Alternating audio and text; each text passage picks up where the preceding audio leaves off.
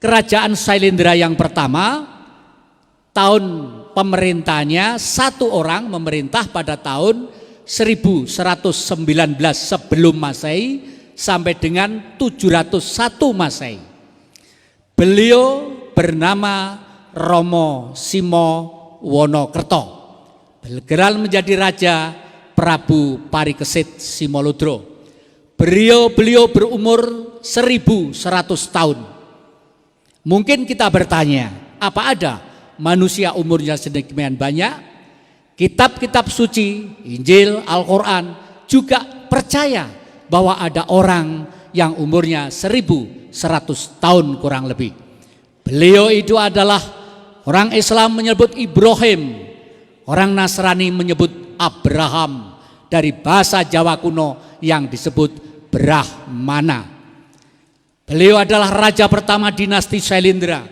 Setelah beliau diberikan kepada putranya Romo Prabu Baurekso Dipoyono, beliau membrahmana dan tempatnya tidak jauh dari kita, berada di Gunung Penanggungan. Beliau selalu samadhi di puncak, namanya Kendali Sada, dan di sana masih tertata dengan cantik dan rapi. Oleh karena itu Gunung Penanggungan lalu menjadi nama Satrio Mungkur. Artinya seorang yang jiwa nasionalis, jiwa satria, kalau sudah tua, sudah waktunya untuk membrahmana. Bre artinya adalah wahyu, komunikasi manusia antara semesta alam atau Yang Maha Kuasa. Oleh karena itu mantra Jawa mengatakan, Hong wilahing sekaring bawana langgeng, mani ing bumi iso nerawang isining jagat, mani ing ati iso nerawang rasaning jagat. Jadi disinilah, oleh karena itu semua kitab suci juga mengatakan syarat orang beriman harus percaya dengan adanya gaib.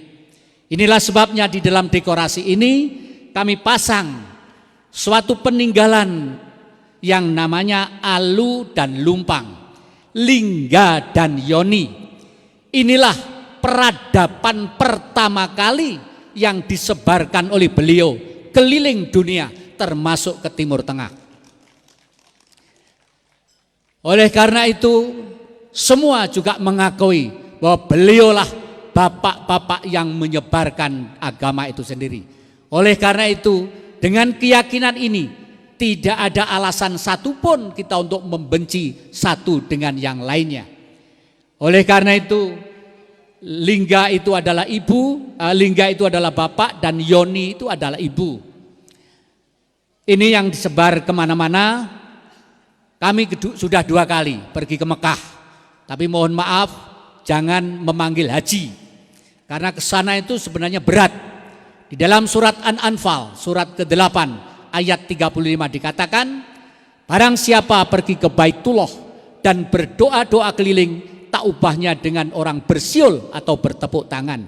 Mereka kan ku kufur dan rasakanlah asap dariku karena engkau ingkar.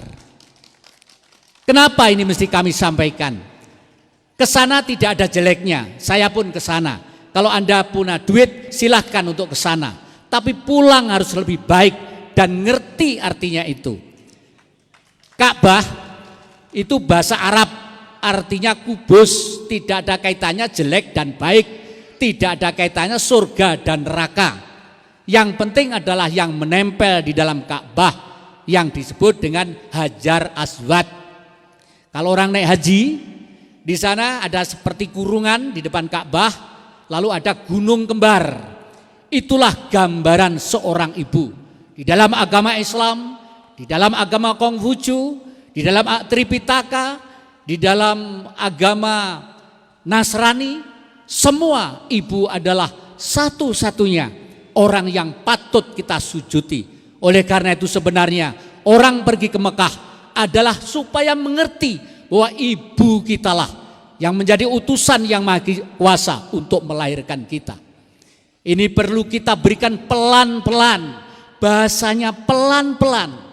Kita tidak menyalahkan orang ke sana, tetapi alangkah baiknya setelah pulang ke sana negeri ini semakin kokoh dan semakin baik.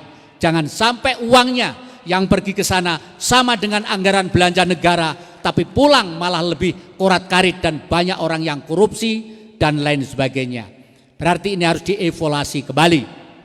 Oleh karena itu, ini adalah lambang yang terakhir oleh Bung Karno dikukuhkan sebagai Monas di Jakarta.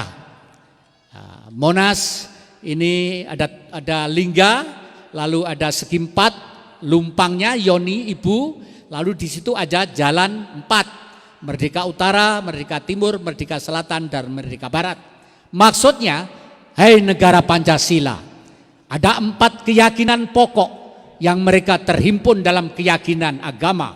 Meskipun 4 pokok itu akan menyebar menjadi beberapa bagian. Entoh ada 4 dasar. Yang pertama adalah Islam.